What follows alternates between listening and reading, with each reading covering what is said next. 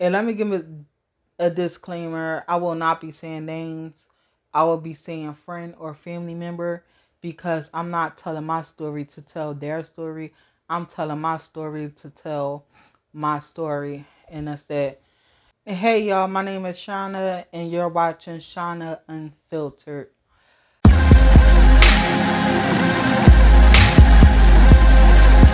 So after all that stuff happened and I had to move back to my mom, move back with my move back with my mom, I started falling into a depression.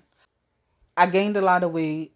I was broke, living in the hood, didn't know which way to go, didn't know which way to go, left or right. I felt betrayed.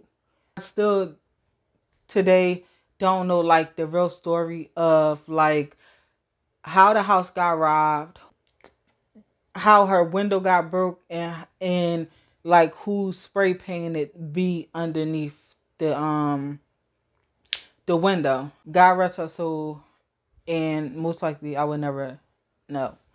Moving back with my mom, it was really hard for me because I really, really enjoy my independence, living by myself, just finally feeling like being an adult and then having to move back with her. And it wasn't like me moving back with her. I still had my sisters there and my nieces there. And I think one of my other sisters had her. I had my nieces and my nephews there. It was a house full of people in a 3-bedroom house. So with that being said, I um I started finding things for me to do so I don't sit around the house all day. One of the things I was doing was going to the library for the blind, and they had like different classes and stuff there. So when I went through when I was going to them classes, they gave me something to do throughout the week so I just don't be sitting around the house and doing nothing, which was to me it was depressing because like if y'all know how I feel to move out of your parents' house, it's an amazing feeling. And I just felt depressed and stuff.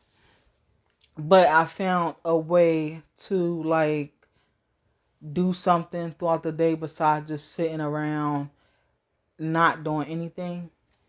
As time going by, and let me give a disclaimer. I will not be saying names. I will be saying friend or family member because I'm not telling my story to tell their story.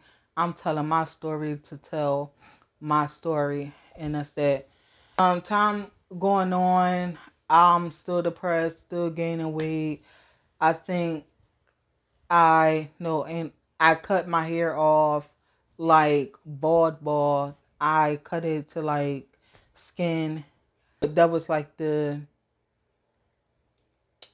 second time I cut my hair off, being depressed. Mind you, like I just lost my apartment, had to move out because I couldn't afford it. The boyfriend that I had at the time, he was living with his brother, but he didn't want to live with me so we can be together and stay in the apartment, change the locks and stuff, and pay the bills. When the bank fraud stuff came about, I don't know how I got into it, but obviously I got into it. And I remember I bought something. I'm not sure if it didn't come or it got stolen, but I remember I had Citizens Bank, and I remember I bought something, I didn't get it or it didn't come. So I called them and made the dispute, and I was able to get my money back. And then it opened up two more bank accounts. Why I was opening up all these bank accounts was beyond me, because at the end of the day, I think I was like 20 or 21, and I'm opening up bank accounts. Mind you, I'm broke. I don't got no money. But I remember the bank accounts I had. It was Citizens Bank, Bank of America. It was Commerce Bank, now known as TD Bank. That was all the banks in the beginning that I had. If I'm not mistaken, like the first, I'll say, like, I don't even know if I knew this was bank fraud, but I know that when I made the dispute with Citizens Bank and they gave me my money back, and then later on, what I ordered, it came in. Mind you, I already had like 3 or 4 bank accounts open. I'm only getting, and it was only a little bit of money in each of them. I was only getting 7 something in Social Security. When when the time came and I was asked, can they put, I was, somebody asked, can they deposit a check into my account? And then when they clear, they can take it out. And they'll give me some money. And I said, yeah. So I wasn't letting them deposit the money in a bank that Social Security checks was coming into. I let them deposit checks in other banks. And then after that, everything just started having a snowball effect. So I said yes. So the check got deposited. The check got cleared. The check got withdrawn.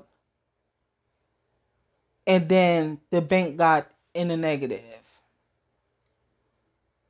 And then the bank got closed for suspicious activity. I got I got some of the money from that transaction. After the first check, um, after that, then I did it 2 more times. And for the I did it for the Bank of America account, for the TD Bank account, and for oh yeah, I had a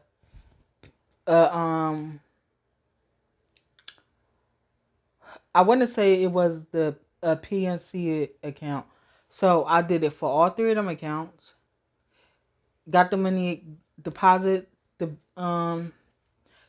checks. Now the other 2 times I did it on my account, I knew that them checks was bad.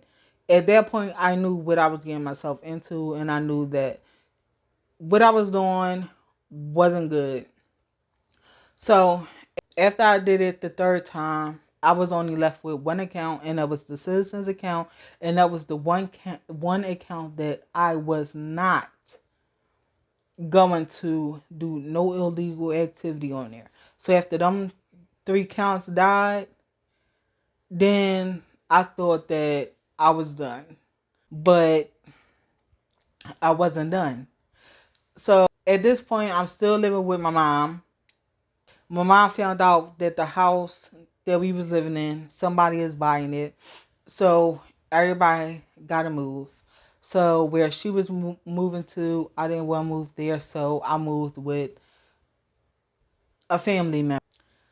So stay tuned for the next video. You are watching Ex Felon Unfiltered.